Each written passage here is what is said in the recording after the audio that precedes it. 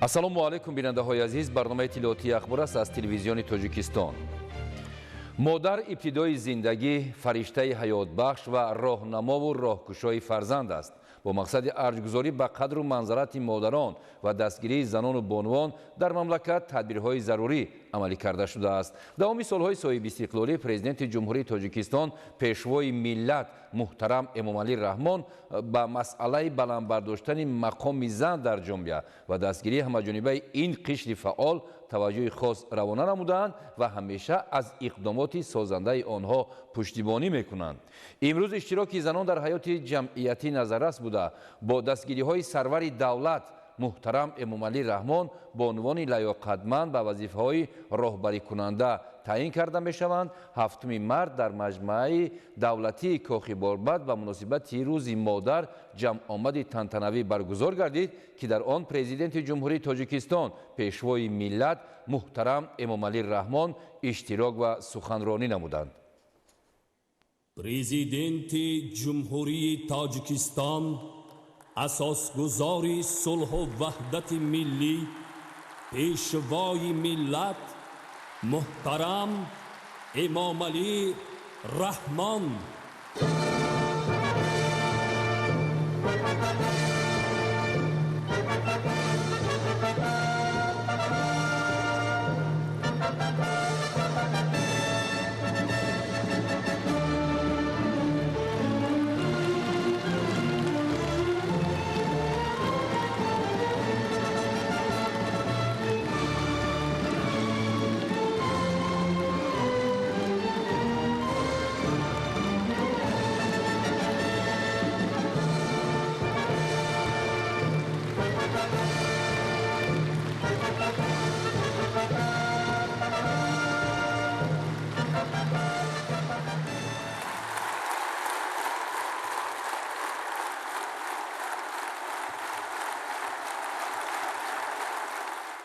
مادران و بانوان محترم و خواهران و دختران مهربان، ملاقات ایدانه ما به افتخار روز مادر در آغاز فصل زیبای بهار، احیای تمام موجودات طبیعت و عرفه تجلیل جشن نوروز بین المللی برگزار می گردد. در آغاز بهار تجلیل گردیدن جشن مادران رمزی بسا نیکی به هم آمدن دو نیروی بزرگی زندگی آفر و هستی ساز، مادر و طبیعت می باشد.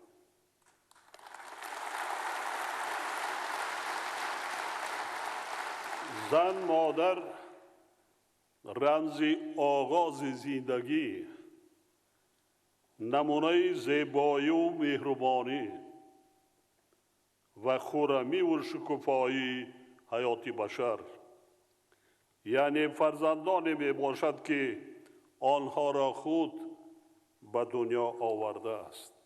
تمام مادران و بانوان ارجمند، خواهران و دختران عزیز کشور و همه شما حاضرین گرامی را به افتخار جشن فرخنده روز مادر صمیمانه و صدقاً تبریک میگویم.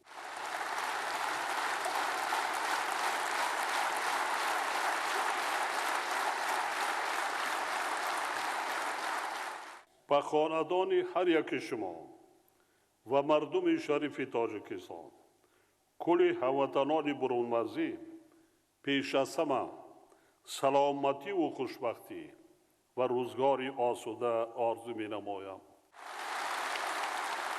همچنین ابراز می دارم که با شکوه و شهامت و با کمال قدرشناسی تجلیل نمودن این جشن نشانه اعتبار و احترام خاصه دولت و حکومت مملکت نسبت به مادران و بانوان عزیز می باشد.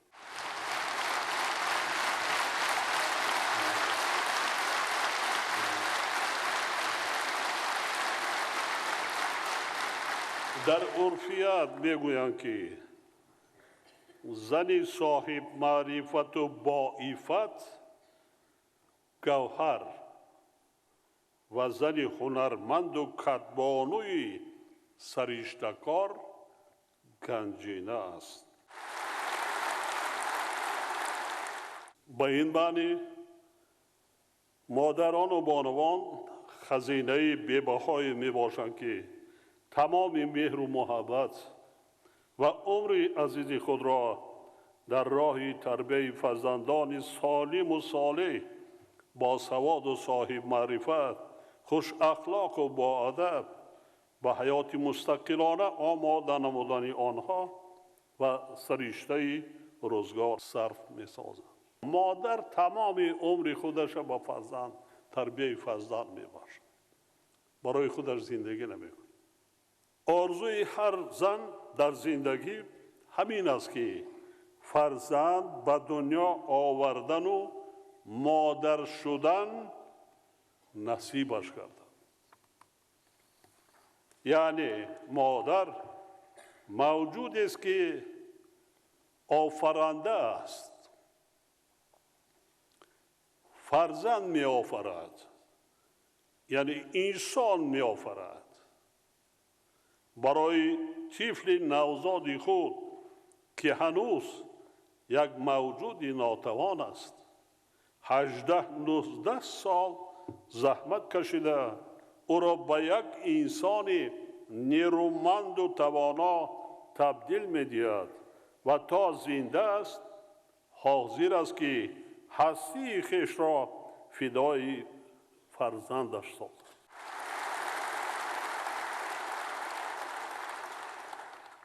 محض به می خاطر است که مادر را فرشته مهر، آلیه پاکی و موجود مقدس می نامند. یکی از شخصیت‌های برجسته علم جهانی آلبرت اینشتین گفته است که تنها محبت مادر به فرزندش محبت حقیقی و بی‌غرض می باشد. همین است که بزرگان گذشته جایگاه معنوی بیشتر را در زیر قدم‌های مادران دانستند.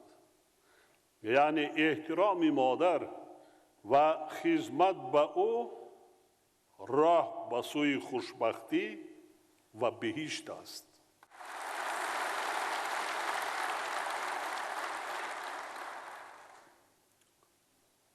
از رسول اکرم حدیث است که جوان نزد او می آید و ابراز می دارد که گناه کرده است و چی باید کند که گناهش بخشیده شود. پیامبر با او می گوید مادر داری؟ می گوید نه. خواهر داری؟ می گوید ندارم. می گوید پس برو نزد زن همسایه، اگر او تو را ببخشد پس خداوند نیز خواهد بخشید. طوری از این حدیث رسول خدا می‌بینیم قدر و منزلت زن مادر در دین مبین اسلام جایگاهی بسا بلند و معتبر دارد.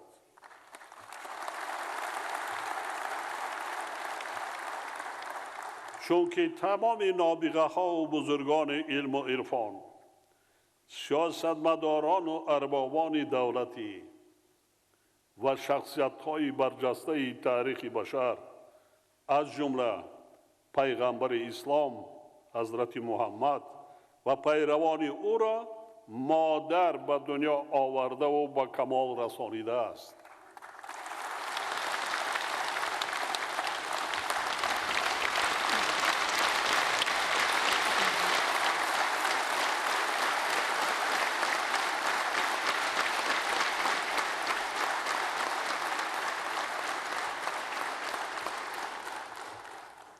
در دنیا همه شاه و سرلشکرهای و دانشمندان و عالمان و مولوی های و همه کی آفریده است؟ مادر. نقش زن، مادر تاجیک، در تربیت فرزندان صاحب معرفت و صاحب کسب، رشد معنوی عائله و جامعه، همچنین صلح و ثبات، وحدت ملی و آبادی و پیشرفت دولت تاجیکان بسیار ارزشمند میباشد. من نقش مادران و بانوان تاجیک را از آغاز فعالیت سیاسی خود تا امروز به نهایت بلند ارزیابی می‌نمایم.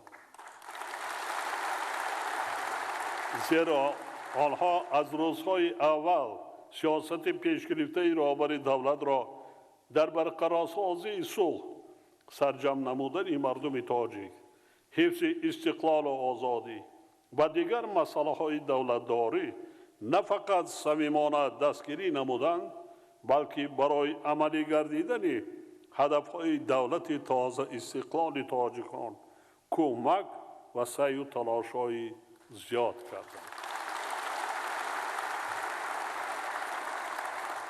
من تنها برای شما دو مثال میارم، چیزی که با شده از سر گذشت. سالهای 90 جنگ شهروندی در ناحیه روشان ولایت مختار کوهستانی بدخشان، وقتی من از شهرباخ آمدم به نزد مردم مرکزی ناحیه روان بودم. مخالفان بودند، در همه جا بودند. ماشین ما را احاطه کردند، در اون تریزه دیگر چیزها زده شکستند. خواستم من گردم، گفتم نه، من نزد مردم از راه نمیگردم، میرم. بیایید گپا داره، سوال داره، در هم ملاقات من با شما صحبت. وقتی که ملاقات کردم بعد یک چند ساعت هزارها نفر بودن مردم، زن و مرد. وقتی برگشتم که به چرخبال باز سفرم ادامه دادم، از سه طرف راه با ما آتش شدند. پلیمیات، автомат، دیگر جای رفتن نیست. همین را دیده بانوا زنهای همین ناحیه مرکزی که در جمع آمد بودند، همه یک جایه دست خالی رفته همین جنایتکاران را یراق اسلحه‌شان را گرفته پیش راه شدند. من گذشته رفتم.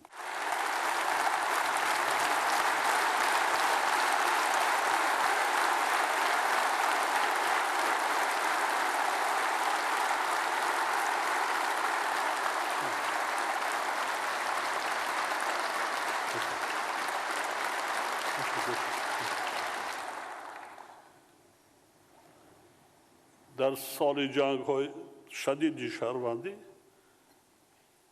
از یک خانه، از یک عائله، یک مادر تاجیک 4 نفر فرزندش به هلاکت رسید. 4 نفر از ناحیه فرخار از شهر دوشنبه بودند. بسیار جنگ های شدید بودند. و پدر و مادر از ناحیه فرخار که جسد را بردن، پدرش گفت که مادرش خب فرزندام است، اگر این کار ایستادگری نمی کردن حالا ما در همین خانه ما زنده نبودیم، ما خودمان میریم هم به جای فرزندامان وطنمان محافظت میکنیم.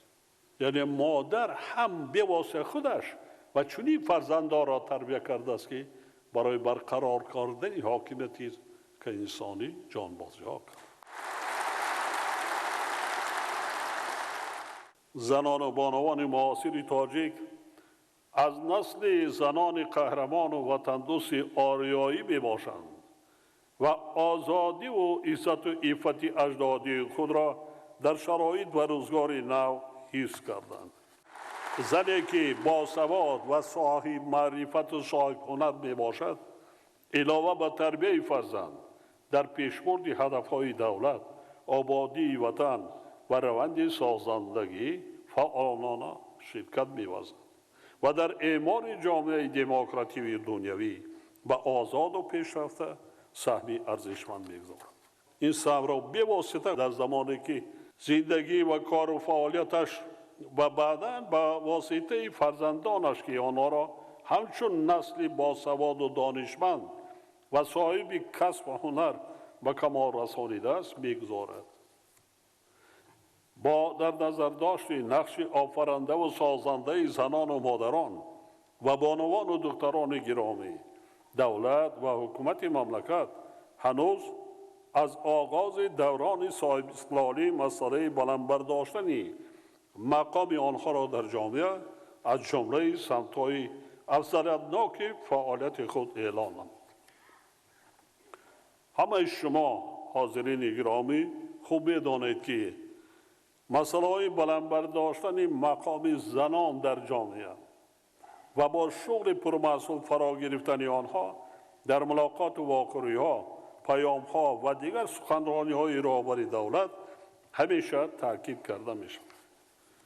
فعالیت پرثمر زنان و بانوان به حیث اعضای حکومت، وکیلان مقام عالی قانونگذار، رهبران ساختارهای نزد پرزیدنت و حکومت مملکت، خدمتچیان دولتی مقامات مرکزی و محلی، ساحه بانکداری و صاحبکاران موفق روشن گواهی می‌دهند که سیاست دولت تاجیکستان در سمت دستگیری زنان و غمخواری نسبت به آنها ثمره‌های نیک به بار آورده ایستاده است. چند روز پیش در کشور انتخابات وکیلان و مجلس نمایندگان یعنی مقام عالی قانونگذار مملکت و مجلس‌های محلی در فضای آرام و آسوده برگزار گردید. در این چهارمین مهم سیاسی مادران و زنان و بانوان و دختران عزیز فعالانه اشتراک کردند که به همه آنها سپاس و منتداری بیان می‌نمایم.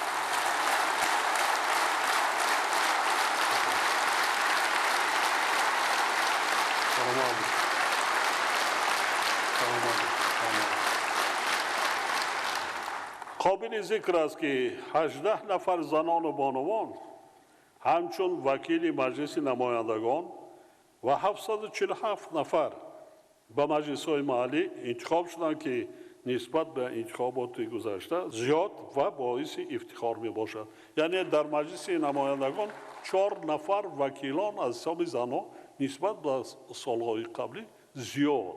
حکومت مملکت با در نظر داشت سهم مؤثر زنان و بانوان در حیات سیاسی و اقتصادی و اجتماعی و فرهنگی دولت و جامعه مسئله تامین نمودن حقوق و منفعت‌های زنان و مادران را در محور سیاست خود قرار داده است.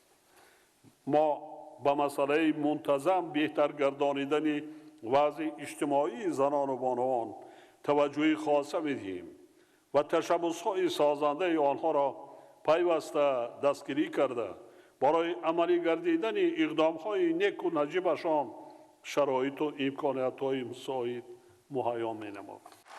از جمله طبق وظیفه‌های در پیام‌های رهبر دولت گذاشته شده تنها در 4 سال آخر 4 سند مهم قبول کرده شد که حالا عملی گردیده ایستاده است. هدف اساسی سندهای ذکر شده فراهم آوردن شرایط و امکانات‌های ضروری برای استفاده پوره قابلیت زنان در همه ساحه‌های اقتصاد ملی، بلند برداشتن معرفت عائله‌داری، مساعدت و پایداری عائله و به این وسیله تامین نمودن رشد استوار جامعه باشد. حکومت مملکت با مقصد عملی نمودن هدف‌های استراتژی ملی رشد برای دوره تا سال 2030 یعنی از حساب زنان و دختران بالیاقت تا به 30% رسانیدن شماره خدمتچیان دولتی و تا به 25% رسانیدن شماره کادرهای رهبری کننده تدبیرهای ضروری اندیشیده ایستاده است.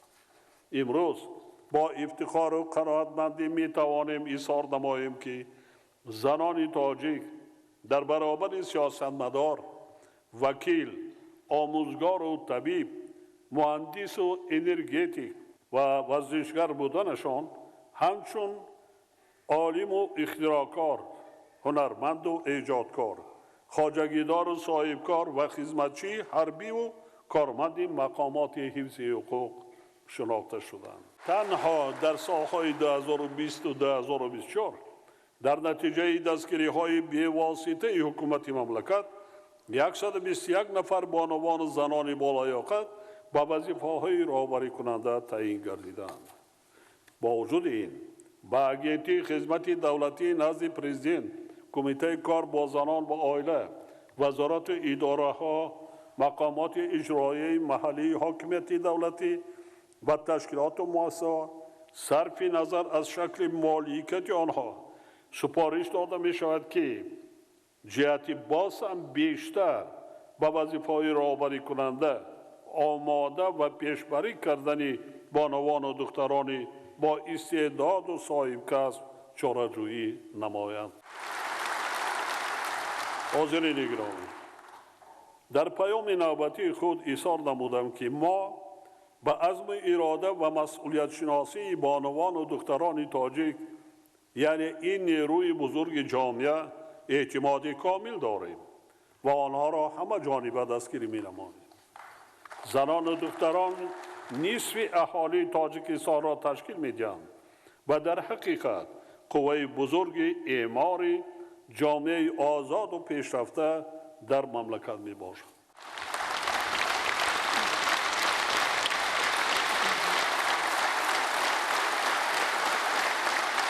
حالا در کشور 25% خدمتچیان دولتی، 73% کارمندان ساحه معارف، 71% کارمندان ساحه طب، 47% کارمندان ساحه فرهنگ، 37% عالمان و 30% صاحبکاران را زنان تشکیل می‌دهند.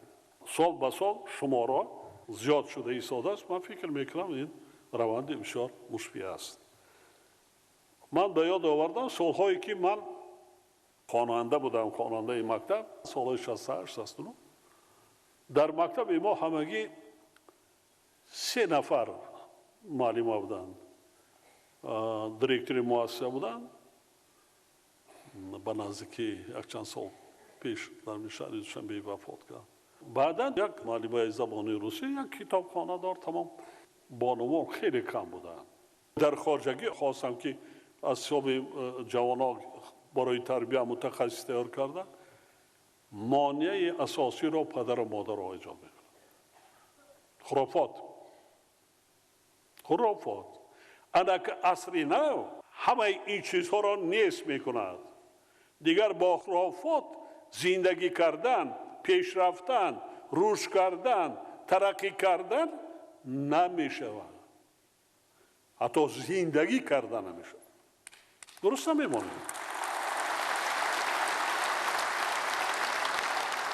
تابع دیگر کشور میشه. من از شهر نویا دیدن میکنم بعضا مؤسسه‌های تعلیمی در راهبراش از حساب بانوها است و قریب 80 90 بعضا 100% آموزگاران از حساب بانوها است. ما تعلیق کردن میبریم ختم کنندگان هر سال 40 نفر 30 نفر خب 50 نفر از همین مؤسسه‌های تعلیمی با دانشگاه و دانشگاه‌های عالی چی در خارج و چی در داخل مملکت 100% داخل میشوند. این همین طور است. امروز هزاران نفر زنان و بانوان تاجیک در صف قوه‌های مسلح و مقامات حفظ حقوق صادقانه خدمت کرده ایستاده‌اند. بعضا جوانا گریخته میرن که من خدمت نکنم. او عقل داره یا پدر و مادر عقل داره کجا گریخته میروی؟ وطن یکی است. مادری تو را کی حمایت میکنه؟ کی؟ خواهری تو را، فرزندی تو را کی؟ بانوا رفت نترسیده خدمت کرده ایستاده.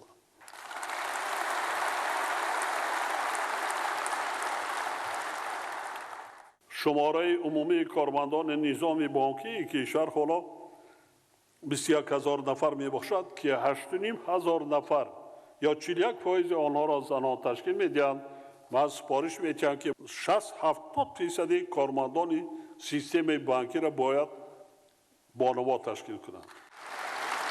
از 362,000 نفر صاحبکاران انفرادی 110,000 نفر را زنان تشکیل میدهند که نسبت به سال گذشته بیش از 18,000 نفر زیاد می باشد.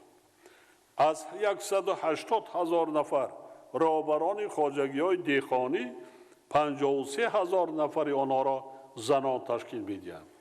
در رابطه با این خاطر نشان می‌نمایم که جدا نمودن قرض‌های امتیازناک و گرانت‌ها یکی از وسیله‌های بلند برداشتن امکانیت‌های اقتصادی زنان و عائله‌ها به حساب می‌رود و ما با این مسئله اعتبار دائمی و جدی می‌دهیم. طی 10 سال اخیر یعنی سالهای 2015 و 2024 برای دستگیری صاحبکاری زنان از جانب تشکیلات‌های قرضی مملکت 27 میلیارد سامانه قرض داده شده است که بیش از 6 میلیارد سامانه آن تنها به سال 2024 راست می‌آید.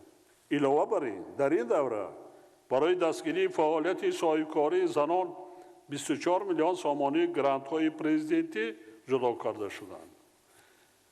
جهتی هرچی بیشتر به شغل فرا گرفتن و دستگیری می‌باید فعالیت صاحبکاری و هنرمندی زنان و بانوان، جلب و هوسمندگردانی همه جانبه آنها به استحصال محصولات هنرهای مردمی و کاسبی سپارش می‌دهم که از سال 2025 حجم گرانت‌های پرزیدنتی 3 برابر زیاد کرده به 15 میلیون سامانه رسانیده شود.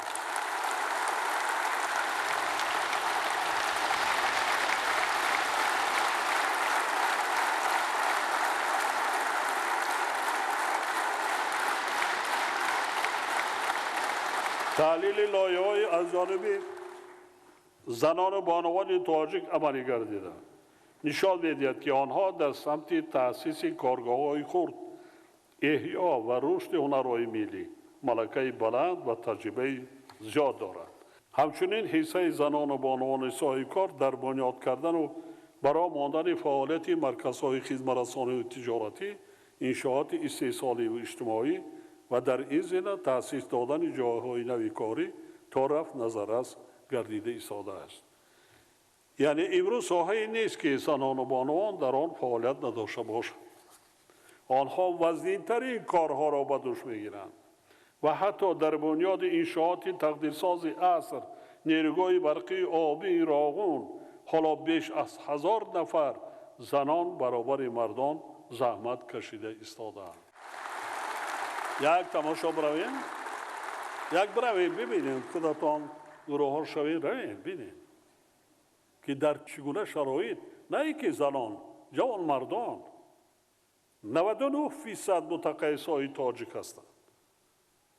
ببینیتون در حیرت میمانید که این چیست. یا اینکه نیروگاه نارک روید خود نیروگاه را بینید بانو دختران تاجیک شدگی اداره کرده ایستادند. دختران تاجیک خواندن، تحصیل کردن، معاش بلند میگیرن. اساساً نیروی برخی ما از نارک. نه ترس، نه واهمه، نه یک چیز دیگر. در رابطه با این سخنهای یکی از سیاستمداران تاثیرگذار دنیا، مهاتما گاندی، به خاطر میرسد که گفته است جایگاه زن تنها در خانه نیست و میتواند جهان را تغییر دهد. بید یک جای دولت خودمان آباد کنیم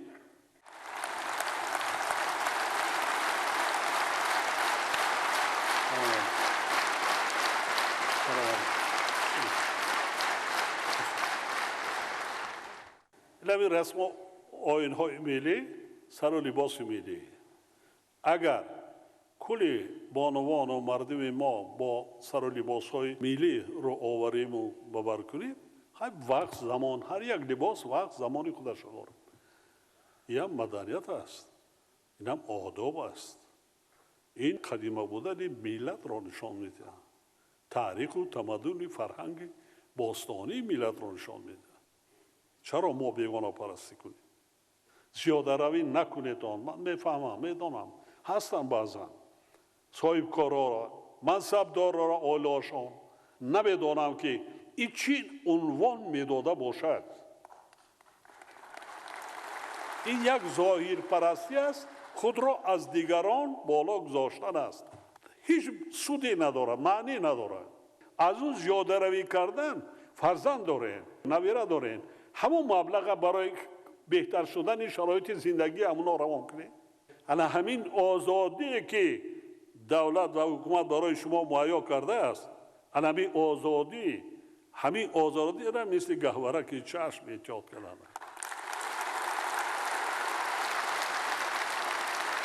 دیگر که آنها بعضا تقلید به لباسهای بیگانه میکنند، بیشترش بی‌معرفت است. نمیداند تاریخ ملت تاجیک، فرهنگ ملت تاجیک چی است.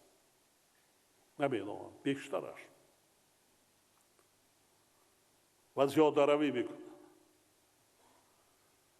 زندگی خود را فرزنداتون را بهتر کنید. عمری با برکت بینید. سلامتیتون را نگاه دارید. برای چی؟ برای دیگران میکنید.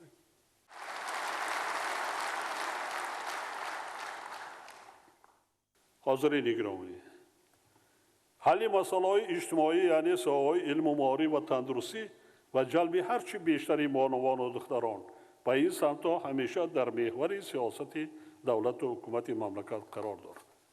حالا در مؤسسه‌های تحصیلات ابتدایی، میانه و عالی کسبی از جمله در خارج کشور ده‌ها هزار نفر دخترانی با استعداد ما به تحصیل فرا گرفته شدند.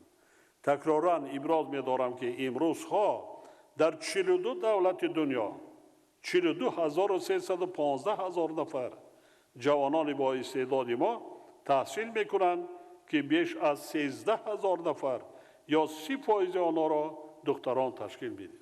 تنها در 10 سال اخیر 11,000 نفر دختران مؤسسه‌های تحصیلات عالی کسبی را با کوتای پرزیدنتی ختم کردند. طبق معلومات آماری سال 1989 یعنی در 70 سال نظام گذشته در تاجیکستان همگی 66,000 نفر زنان و بانوان صاحب معلومات عالی بودند. در زمان صاحب استقلالی بیش از 256,000 نفر دختران بعد ختم مؤسسه‌های تحصیلات عالی صاحب معلومات عالی و کسب و هنر گردیدند. یعنی شماره دختران و بانوان صاحب معلومات عالی نسبت به دوره قبل از استقلال قریب 4 برابر افزوده است.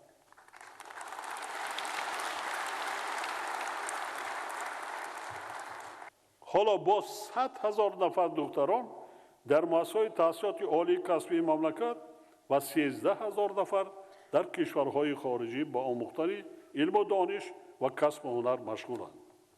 قابل ذکر است که تشبس‌های حکومت مملکت با افزایش شماره متخصصان معلومات عالی‌دار از حساب دختران نایای دوردست کشور تکان جدی بخشیدند. از آغاز تأسیس کوتای پرزیدنتی زیاده از 14,000 نفر دختران با استعداد ما بخصوص از نایای دوردست مؤسسه‌های تحصیلات عالی کشور را با استفاده از این امکانیت ختم کرده حالا در ساحه‌های گوناگون به نفع دولت و جامعه فعالیت دارند. در زمان صاحب استقلالی بیش از 680,000 نفر دختران و بانوان همه زینه‌های تحصیلات کسبی را ختم کرده صاحب کسب و هنر گردیدند. طور شما می‌دانید ما هر سال در بین خوانندگان مؤسسه‌های تحصیلات میانه عمومی، میانه و ابتدایی کسبی برای صاحب شدن به استیپندیای پرزیدنت مملکت آزمون دایر می‌کنیم که دختران برنده قسم زیادی آن می‌شوند. مثلا نتیجه آزمون برای سال تحصیلی 2024 و 2025 نشان داد که از 3000 نفری که برنده استیپندیای پرزیدنتی شدند 1860 نفر یا 62% را دخترانی که تنها با بهای اعلا تحصیل میکنند تشکیل دادند. علاوه بر این برای دستگیری و هوسمند نمودن دانشجو دختران استیپندیای پرزیدنتی، استیپندیای نامی، استیپندیای کمیته کار با زنان و عائله، دیگر مقامات مرکزی، رهبران ولایت‌ها و شهر و ناحیه‌ها تأسیس داده شدند. نتیجه چنین دستگیری و غمخوری‌های دولت و حکومت است که حالا در مؤسسه‌های ساحه معارف از حساب زنان 11 اکادمیک، 84 پروفسور، 131 دکتر علم، 1000 نامزد علم و 608 دسته فعالیت دارد. در اکادمی ملی علم ها 743 نفر زنان و بانوان فعالیت دارند که 80 نفر آنها کادرهای رهبری کننده، 2 نفر اکادمیک، 3 نفر عضو وابسته، 33 نفر دکتر علم، 109 نفر نامزد علم، 104 نفر دکتر از روی اختصاص و 294 نفر ماجستر می باشد.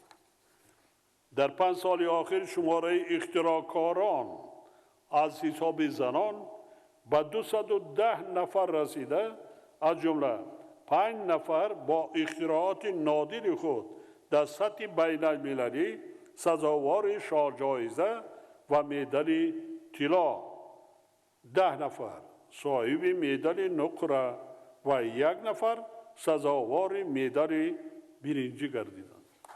آفرین. امروز زنان و بانوان کارمندان اکادمی ملی علم ها در ساحه‌های فیزیک یادرا، متماتیک نظریوی و عملی، خیمیا از جمله خیمیای یادرا، بیولوژیا و انسانولوژیا، اینچنین علم های گومانیتاری و جامعه شناسی فعالیت پرثمر دارند. اشتراک فعالانه بانوان و دختران در آزمون های جمهوری از جمله تاجیکستان وطن عزیز من فروغ صبح دانایی کتاب است، علم فروغ معرفت و تاجیکان در آینه تاریخ قابل تحسین می باشد. یک نکته بسیار مهم را در این سهم میخواهم مخصوص تاکید نمایم که در بین نورسان و جوانان ما خصوصا دختران که مناسبت جدی مادران و بانوان ما را در مسئله کتابخوانی فرزندان نشان می‌دهد، استعدادهای نادر به وایه رسیده ایستادند که ما باید با آنها همه طرف غمخواری کنیم، کمک رسانیم و همه جانبه هوسمند گردانیم.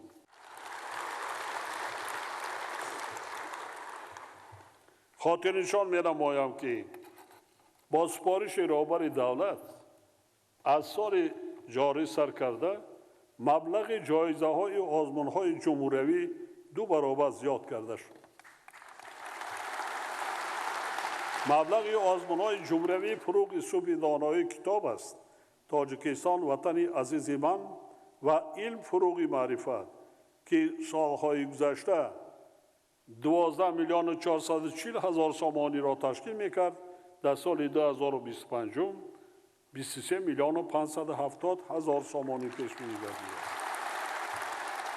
مبلغ هوسمندگردانی برای صاحبان شاهجایزه تاجیکستان وطن عزیز من که 50,000 سامانی را تشکیل میداد و 100,000 سامانی، شاهجایزه آزمون علم فروغ معرفت از 50,000 سامانی به 140,000 سامانی و شاهجایزه فروغ صبح دانایی کتاب است برای هر یک نفر از 70,000 سامانی به 140,000 سامانی برابر کرده شد.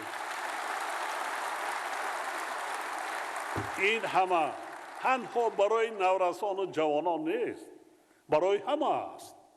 آموزگاران هر کسی هست، کلان سالان، مرحمت، 140,000 خانه در خانه، در کتابخانه خانه. هم صاحب شورناکی واسه میشید. دانش و ملکه سخندانیتان بهتر و خوبتر میشه. هم صاحبی مبلغ، هم صاحب عزت احترام و آبرو.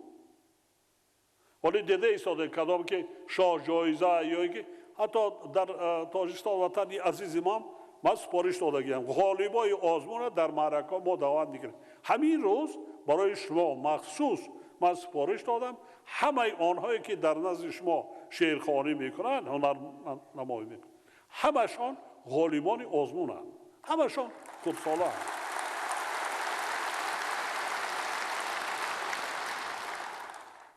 امیدوارم که در آزمون‌های نوبتی سهم و اشتراک بانوان و دختران عزیز ما باز هم نظررس می‌گردد و مادران استعدادهای نورس و جوان یعنی فرزندان خود را در رویه آموزش علم دانش و خویشتن شناسی تربیت کرده برای پیشرفت آینده علم و فرهنگ تاجیک نقش ارزشمند می‌گذارند. یادآور باید شد که کلان سالان بخصوص پدر و مادران نیز باید پیوسته کتاب خوانند، جهان معنوی خود را غنی گردانند، دانش و جهانبینی خویش را برای تربیت درست فرزندان استفاده برند و با همین راه در سایه معرفت گردیدن فرزندان سهم گذارند. زیرا شما خوب می‌دانید که نمونه شخصی پدر و مادر در تشکل شخصیت کودکان و نورسان نقش نظررس دارد.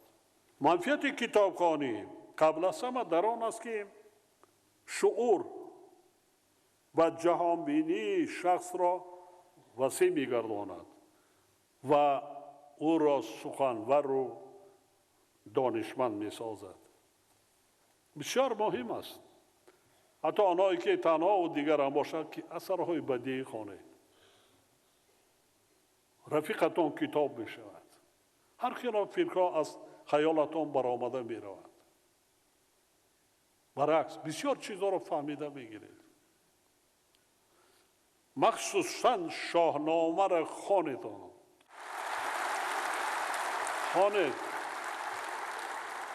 بسیار باید تربیوی دارد خوانید. امروز اولین نسخه نشر پوره شاهنامه بی‌زوال ابوالقاسم فردوسی در روز جشن مادران و بانوان به شما تقدیم گردید.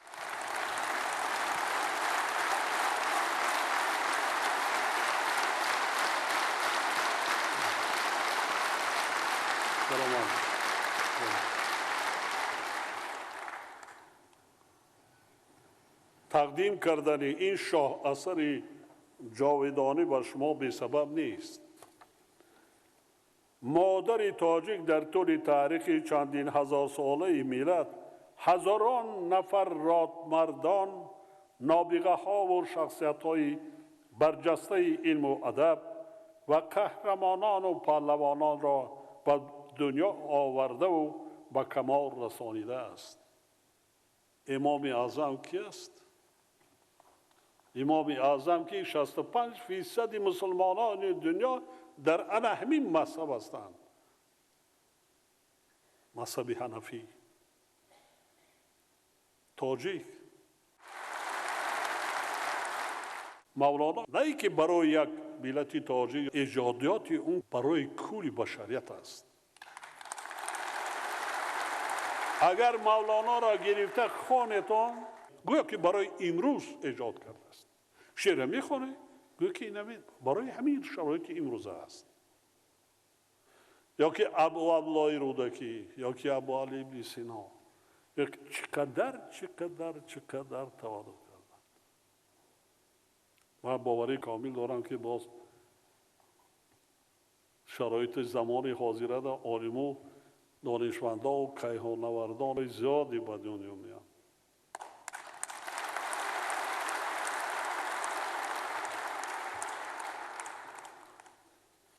در ادبیات غناوتمند ما بیتی مشهوری است که میگوید هر آن کس که شاهنامه خوانی کند اگر زن بود پهلوانی کند.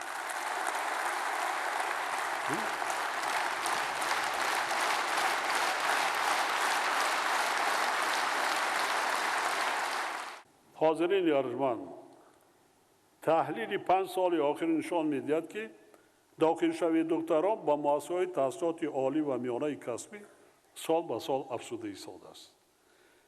اگر سال 2018 این نشان دهنده 36% را تشکیل داده باشد، سال 2023 به 47% رسیده است.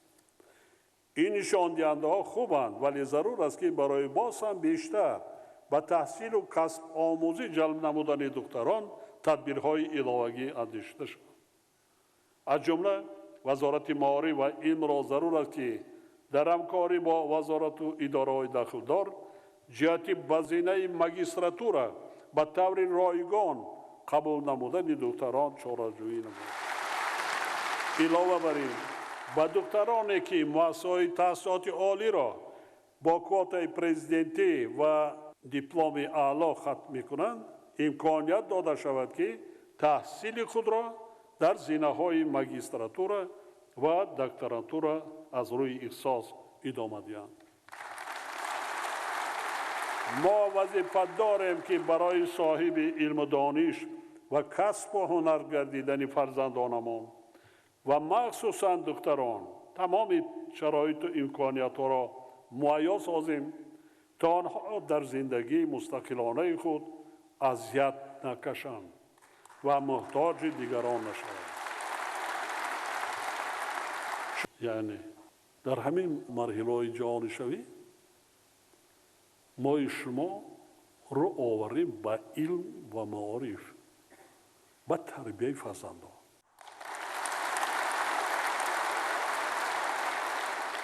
فراموش نباید کرد که در زمان پیشرفت انقلابی علم و تکنیک و تکنولوژی ها از جمله ذهن صنعی تنها دولت های می توانند رشد کنند و در عرصه بین المللی صاحب مقام و نفوذ بلند گردند که ملت باسواد و تحصیل کرده، دانشمند و هنرمند داشته از لحاظ علمی و تکنیکی و تکنولوژی پیشرفته باشد.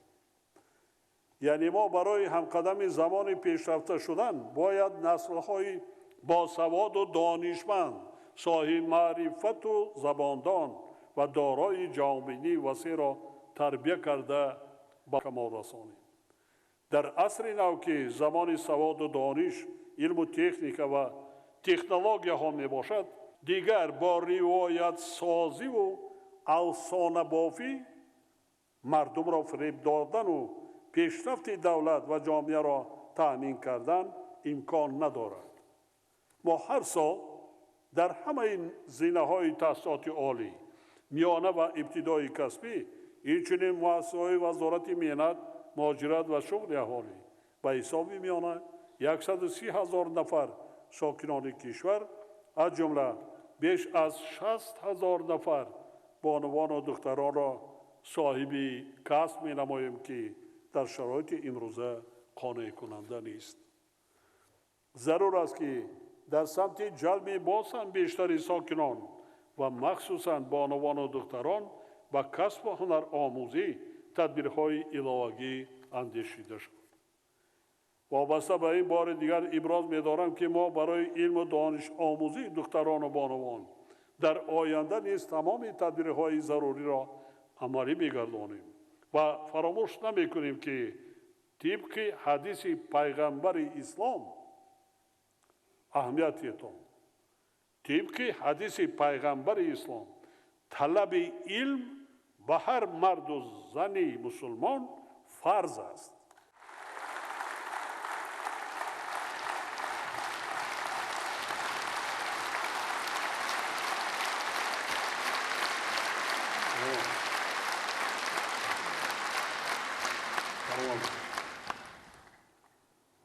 تنها آموختن علم و دانش به انسان امکانیت می‌دهد که گرفتار خرافات و جهالت نگردد.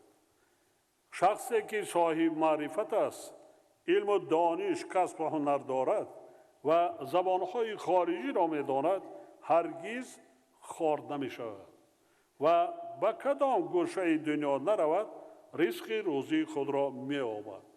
زیرا دانش و هنر سرحد ندارد. حاضرین گرامی، مسئله سالمی زنان و مادران در مرکز توجه حکومت مملکت قرار دارد.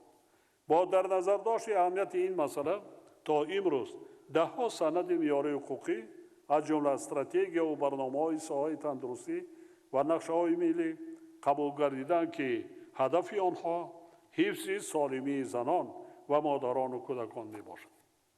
از جانب حکومت مملکت سال 2023 قبول گردیدن استراتژی رشد حفظ اجتماعی اهالی برای دوره تا سال 2040 و برنامه مجموعی دولتی تیار نمودن کادرهای نظامی حفظ اجتماعی اهالی برای دوره تا سال 2030 به حل مشکلات و مسائل جای داشته مساعدت می‌نمایند.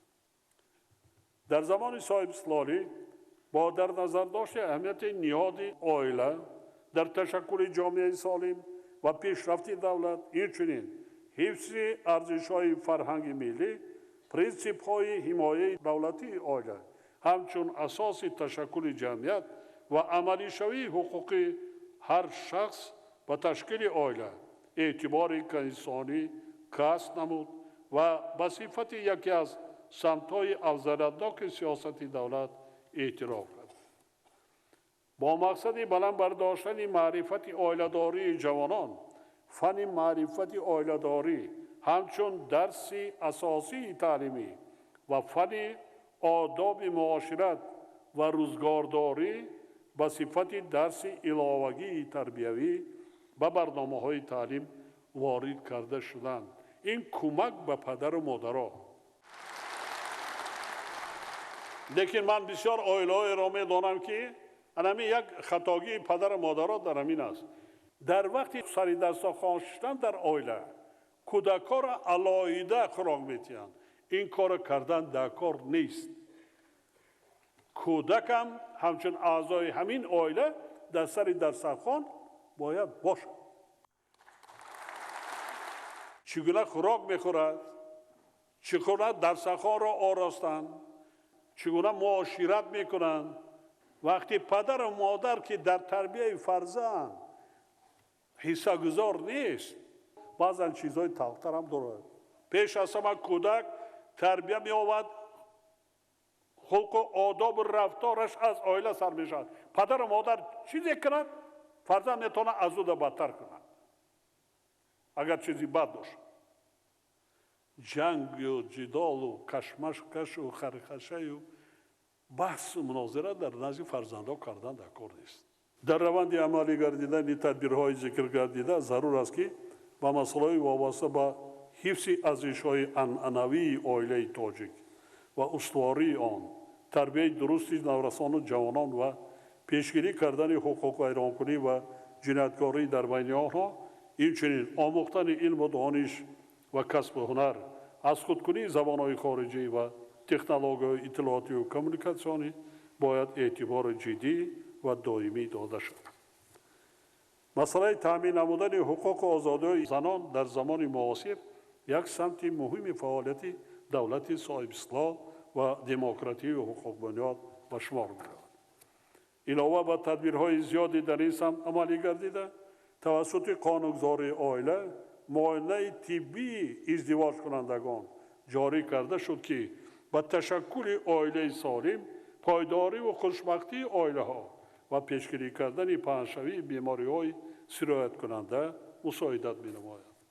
همچنین در کودکس عائله جمهوری تاجیکستان با مقصد پیشگیری نمودن تولد کودکان معیوب از نیکای خویشاوندان نزدیک، بستن عقد نیکا بین خویشاوندان نزدیک و شخصانی که از معاینه طبی حتمی نگذاشتند منع کرده شد.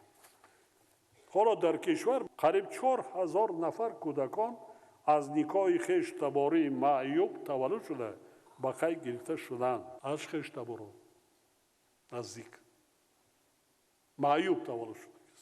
برای پدر و مادر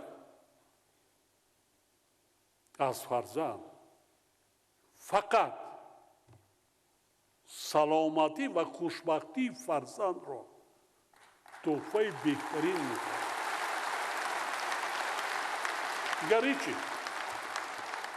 دیگر هیچ.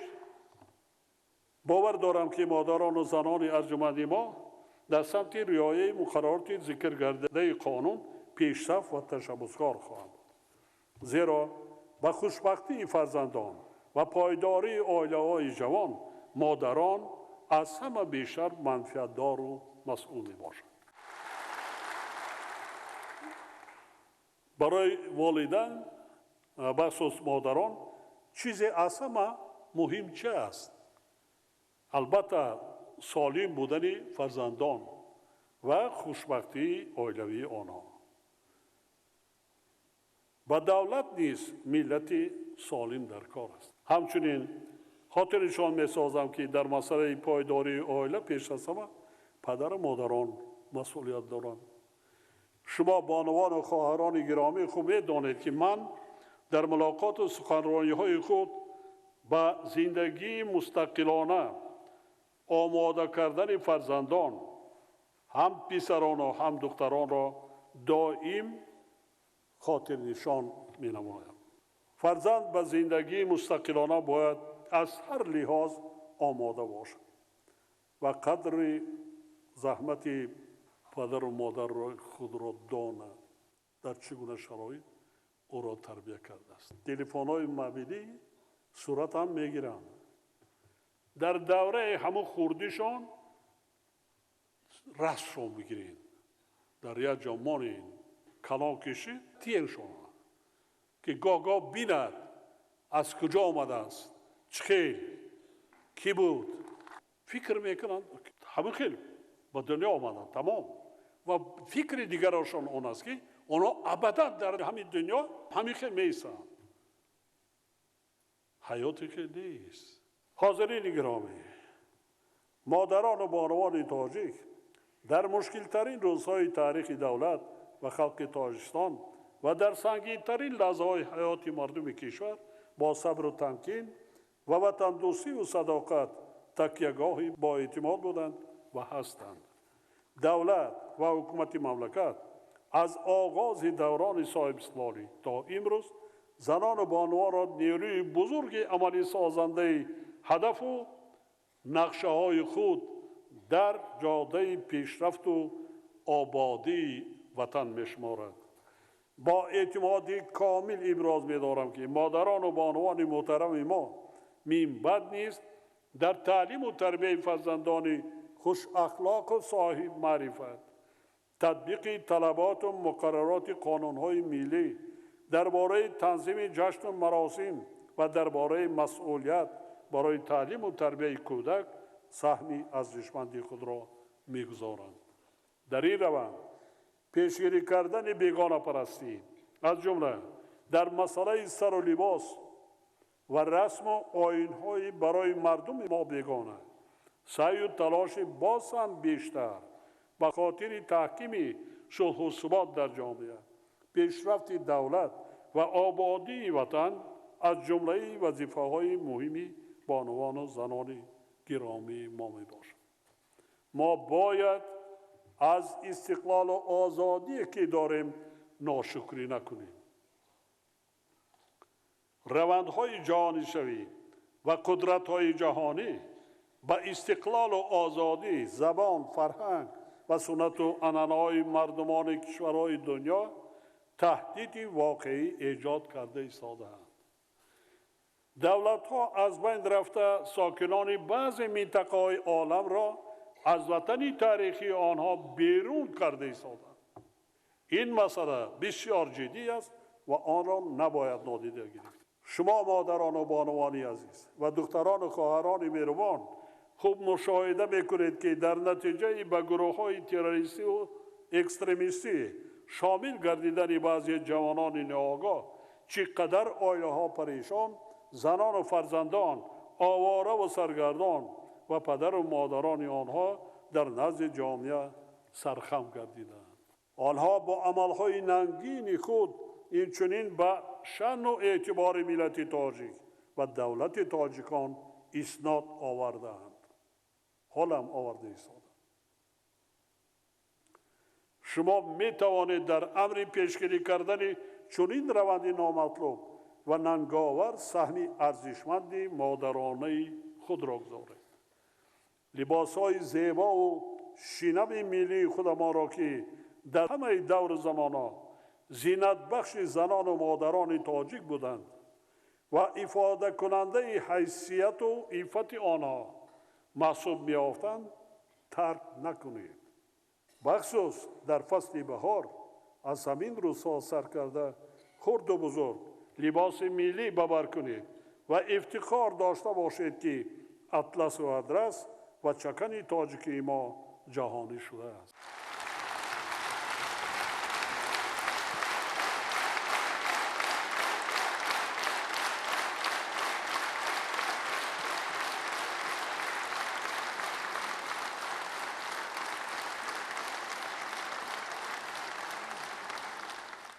مردم آریایی تبار تاریخاً آریایی تبار بسیار مردم زیبا هستند، لیکن این زیبایی را باز در همان لباس اگر ملی باشد باز دهشت میکنند. ما به نقش مادران و زنان در رشد جامعه، پیشرفت دولت، آبادی وطن، بنیاد عائله سالم و خوشبخت، تربیت فرزندان صالح و افزایش شأن و اعتبار هر یک خاندان تاجیک همیشه عرض می‌گذاریم و خدمت‌های تاریخی آنها را دائم گرامی می‌داریم.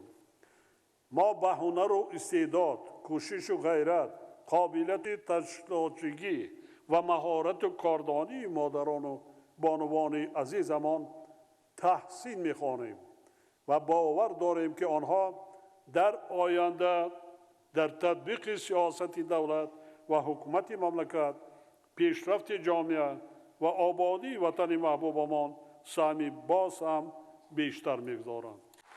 شما نیم بد نیست به خاطر رشد هنرهای مردمی و حفظ کردن و به دختران خود آموزانیدن طرز آماده کردن طعام‌های ملی باید فعال باشید و در یاد داشته باشید که کدبانویی نیز هنر است.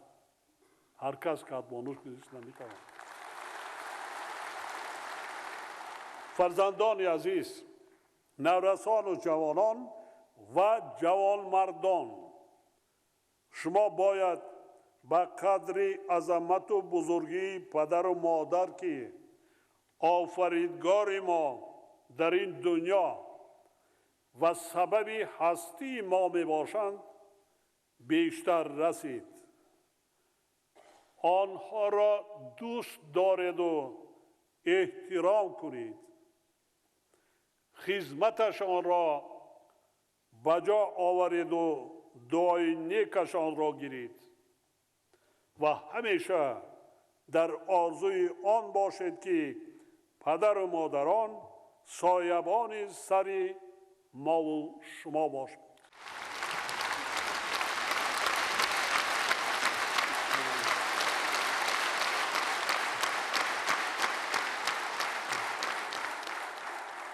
مردم ما بیهوده نمیگویند که پدر و مادر داری، دولت و سهولت داری. در این بابت باز یک حدیث رسول خدا را خاطر رسان می سازم. مرد وقتی به زن و مادر خود با مهربانی نگاه می کند، خداوند برای او ثواب حج را می نویسد. شما مادران و بانوان ارجمند و خواهران و دختران عزیز، کوشش نمایید که نعمت بی‌بهای زندگی مردم تاجیکستان، صلح و آرامی، ثبات سیاسی و وحدت ملی را مثل گهورک چشم حفظ کرده نسل‌های نورس را در همین روحیه و کمال رسانید. در ذهن و شعور فرزندان حس بلند ملی و انسان دوستی را جای نمایید. در قلب آنها شعله وطن دوستی و وطن پرستی و صداقت و محبت را نسبت به وطن مادر فروزان سازید تا نورسان و جوانان امروزه نامبرداران آینده این وطن محبوب و خاک مقدس نیاگان خویش باشند. در فرهنگ چندین هزار ساله ما مفهوم‌های وطن و مادر با همدیگر توأمند، همسنگ و هم معنای یکدیگرند و ارزش برابر و بلند دارند. از این رو در رویه وطن دوستی تربیت نمودن فرزندان معنای تربیت کردن آنها در رویه احترام به مادر را دارد. تازه و آزاد نگاه داشتن وطن و آباد نمودن و احتیاط کردن آن برابر با احترام و احتیاط کردن مادر است. زیرا بزرگی و شهامت و مهربانی و محبت مادر نور تابنده و اختر روشنی بخش حیات انسانیت می باشد. شما مادران و بانوان عزیز در خاطر داشته باشید که ما جوان مردان یعنی فرزندانتان شما را صدقاً دوست می داریم، گرامی می داریم و در حق شما غمخواری کردن را قرض فرزندی، وظیفه جانی و رسالت جوانمردی خود می شماریم. با استفاده از فرصت تمام هموطنان عزیز و پیش از همه جوانان و مردان و فرزندان را دعوت می نمایم که مادران خود را برابر جانتان دوست دارید. نسبت به آنها در وقت زندگیشان مهربان و غمخوار باشید. عزت و حرمتشان را همیشه و در همه حالت به جا آورید. هرگز آزارشان نرسانید. نگاهی پر از مهر و شفقت و دست کمک و غمخواری را از آنها دریغ ندارید. فراموش نکنید که ما اگر تمام عمر به مادر خود خدمت کنیم، رنج بیدارخوابی یک شبه او را جبران کرده نمیتوان. همچنین در یاد داشته باشید که مادر نه فقط در روزهای جشن بلکه همیشه به مهربانی و غمخواری احتیاج و حق دارد، چون که مادر برای انسان هر روز و همیشه مادر است. یا روزی هشتم مردی ما حرمت و احترام شیر سفید مادر، رنج و بیدارخوابی ها و نوازش و مهربانی های او را همیشه پاس می داریم و زحمتی را که برای به کمال رسانیدن ما کشیده است هرگز فراموش نمی کنیم. بار دیگر کل مادران و بانوان و دختران عزیز کشور و همه شما حاضرین گرامی را به مناسبت جشن فرخنده بهار و زیبایی و صداقت و محبت یعنی روز مادر صمیمانه تبریک گفته به هر یک شما پیش از همه سلامتی در خاندانتان، مهر و محبت، خوشبختی و روزگار آباد و آسوده آرزو می نمایم. روز مادر مبارک باشد مادران و بانوان و خواهران و دختران عزیز.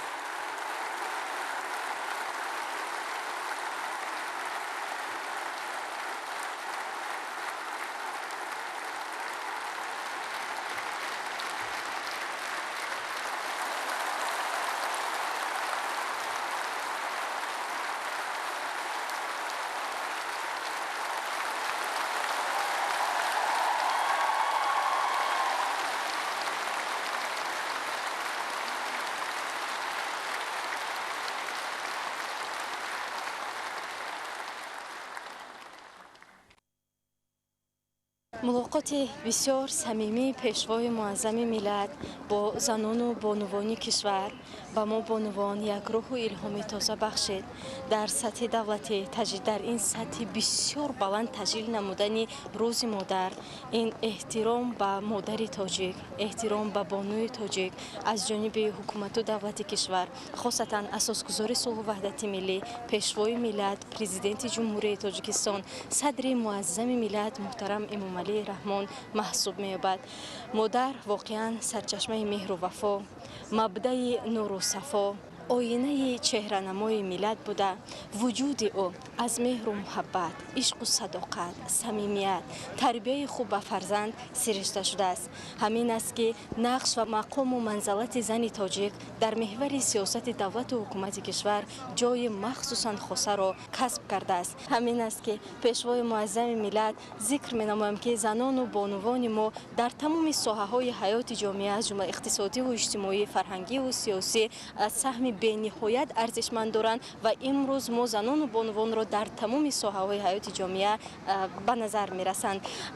می‌خواهم با ابراز بهترین نیت‌های نیک، با ابراز منتداری با این قدر توجه سطح بلند رهبریت عالی کشور از این بلند منبر منتداری صمیمی خویش و کل جوان دختران را برای اینقدر توجه صمیمی و سطح بلند برای تشکیل نمودن یک چهاره‌بینی با شکوه ادانه که برای ما تشکیل کرده شده بود بیان نمایم. واقعا زن مادر تاجیک عالیه مهر می باشد و طور ذکر کردم آینه چهره نمای ملت است که وقتی در لباس ملی زن تاجیک به بیرون می براید واقعا هم معرفگری تمام سیمای دختران و بانوان ما به حساب می رود. امروز در عرفه جشن عید مادران و عید بانوان جمهوری ملاقات صمیمی پیشوای معظم ملت با کل جوانان و بانوانی که در رشد ساحه‌های گوناگون کشور سهم ارزنده دارند برگزار کرده شد.